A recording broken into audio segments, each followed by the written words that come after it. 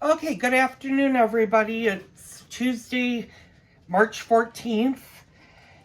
I want to thank you guys all for tuning in. I posted two videos on the 14th that you guys watched. One was a shout out, just kind of a basic, getting back to basics. You're seeing the Sweet Sour Cabbage videos that were filmed last month. And I know in yesterday's video I had talked about that we would be doing a Hoska today. Unfortunately, I woke up on the late side. When I woke up, it was already 12:45. And by the time I fully was awakened, it was 1:30, and now it's 2:10. I can't do the Hoska today because the Hoska takes roughly 5 hours from start to finish. Plus, it also takes an additional 2 hours to cool down, so it would be too late for me to start the Hoska. Ideally, the Hoska you want to start in the morning so that you have enough time to let it cool, slice it, put it in freezer bags, put it in the freezer, make it. So what I was going to do is I was going to go through, I have both I have two different recipes. This is my grandmother's donut recipe. I'm going to kind of let you guys see that. I will be taking pictures of that. This is the Hoska recipe, and it's a multi-thing. The Hoska recipe needs at least 2 rises, and each rise is about 1 hour. Yeah, so it's one... Yeah, it's 2 1-hour rises. So that already puts me at 4 o'clock. That's not including the hour it takes to make, plus the hour that it takes to bake. So I'm not going to do the Hoska today. I am looking at the donut recipe, however, and that might be a possibility today.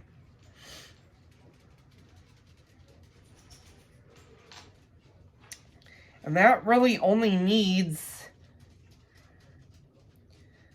an hour rise. So I could do the donuts today. So I'm just reading my ingredients. It uses 1/4 pound of butter, 2.5 cups of milk. I've got to look and see if I have the ingredients for this. So we're gonna see if I have the ingredients for this. As for cooking tonight, I don't know. I have a few things out. I don't know if anything is defrosted. We may just do a basic pizza tonight, so I'll figure that out. If I do a basic pizza, I'm not making it. I'm going to just order it. So stay tuned as we start the cooking video. Okay, good afternoon all. Welcome to my kitchen. Today's Tuesday. It's March 14th. I was going to film the Hoska video today. However, due to the fact that I got up late today, and when I say late, I didn't wake up till 12:45 this afternoon. The Hoska takes quite a while to make. I was going to do the Hoska video today, but with the Hoska needing 2 rises, and what that means is once you get your dough mixed with your yeast, you need to let the dough rise and basically double in size. And the Hoska takes about 5 hours from the time you start to make it. It goes through its rises. You do other things to it. You bake it for an hour. That's 3 hours right there. The 2 rises are an hour each. The baking is another hour. It takes about an hour to make. It takes about a half an hour to braid. And then you need to give it at least a 2-hour cooling down period before you can slice it, put it in bags. So we're talking almost 8-9 o'clock by the time it would be done. So I just don't have the time to do that today. And you guys are all now watching the Sweet Sour Cabbage recipe videos from that were filmed last week. So we're going to change it up today. I'm just going to do a basic of what we're doing, what I'm filming for today.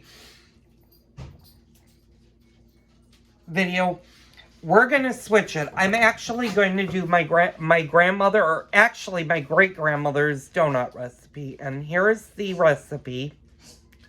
I'm going to leave it here for a few seconds so you guys can see it. I will be posting down below. I'll try to remember tomorrow.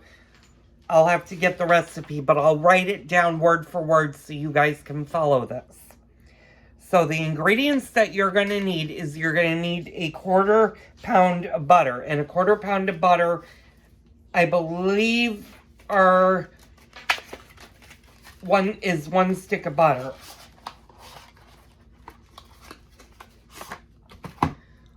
One-fourth of a pound. Yeah, 1 cup is a half a pound. So 1/4 is 1 stick. So you need 1 stick of butter. You're going to need 2.5 cups of milk, which is right here. You're going to need 1 teaspoon of salt that I have on the stovetop. You're going to need at least 6 cups of flour. It's going to be more like 7, 8, or even 10 cups of flour. Now, I do this recipe using my KitchenAid Pro mixer right here. I know a lot of people are not blessed to have the Pro Series 6-quart kitchen stand mixer. You can do this in the regular KitchenAid stand mixer. However, if you're using the tilt back model or the 5-quart version of the KitchenAid, and that's the Artisan, the Classic, and I think there's one other KitchenAid that falls into that category, and I don't know what the wording is for that, because I have the Classic, I don't have the Artisan or the other one. But when you start to add the 7 to 8 to 10 cups of flour, that machine does not have the motor ability to handle that much flour. So start with 6 cups, and even 6 cups may be a little bit much for your mixers. Don't add all 6 cups all at once. Don't do what I'm going to do on my 6-quart. Start with about 4 cups of flour, mix it, and then slowly add your flour to your mixture. And you'll see why I said that. You're also going to need a 1/2 cup of sugar, and you're going to need more sugar after we get to the fry part of the donuts, when we fry them.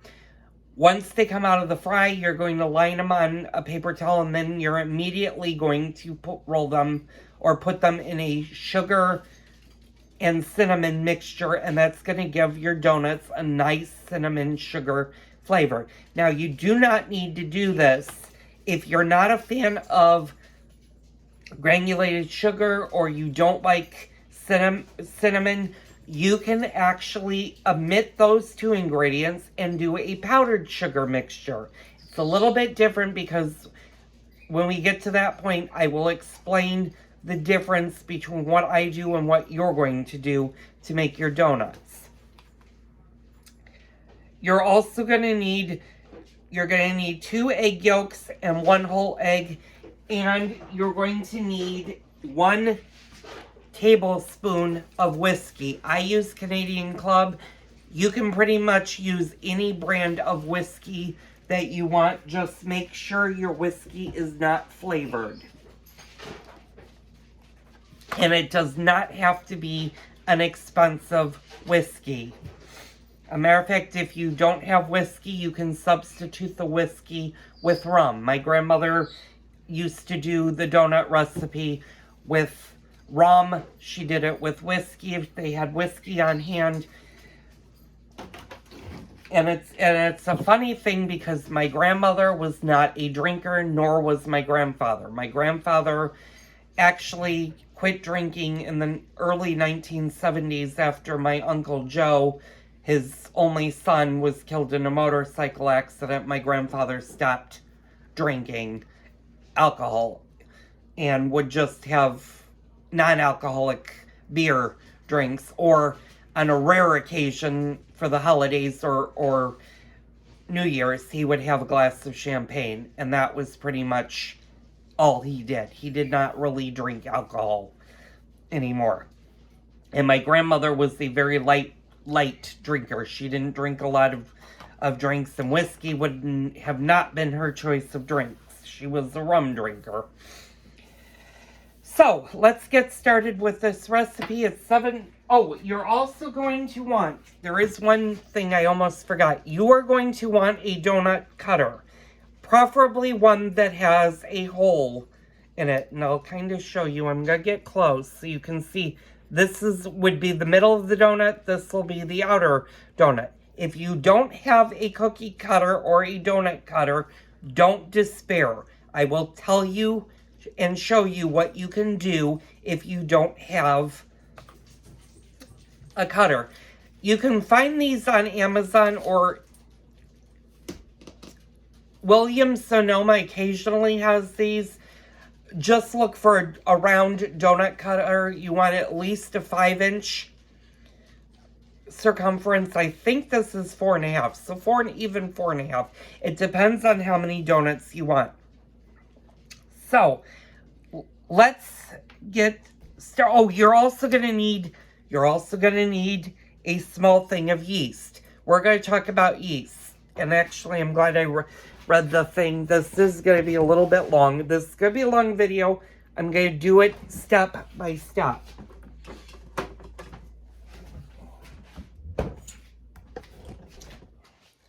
Now, let's talk some about yeast.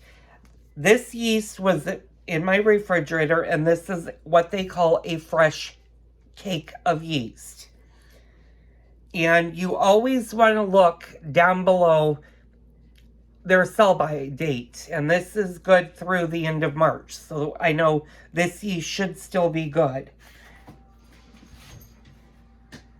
You can also get active dry yeast. Now, when working with breads or doughs that require yeast, either one of these will work.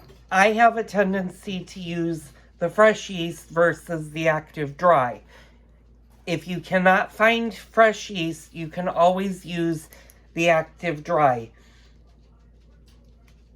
And when we get into more of the bread series that I'm going to eventually do, we're going to talk what the different measurements. There's a different ratio. I think it's 1.25 teaspoons to half of a fresh yeast. And this is a 2-ounce cake of yeast. But I digress. I will have to look up the measurements if you're using dry yeast.